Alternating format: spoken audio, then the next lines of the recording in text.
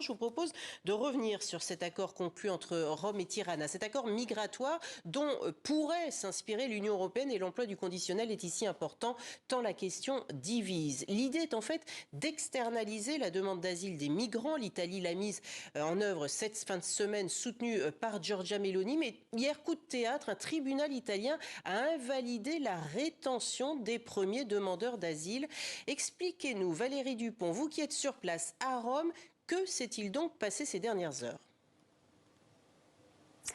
Eh bien, écoutez, les juges de la section immigration du tribunal de Rome ont donc invalidé la décision de mettre ces 12 personnes, ils sont originaires d'Égypte et du Bangladesh, dans un centre fermé en Albanie, car ils considèrent qu'ils proviennent de pays que l'on ne peut pas considérer comme sûrs. Et pour dire cela, ils se basent sur une décision de la Cour européenne de justice, une décision du 4 octobre dernier. Donc ces migrants doivent rentrer en Italie. Ils sont d'ailleurs déjà sur un bateau des gardes-côtes pour revenir dans les Pouilles à Brindisi.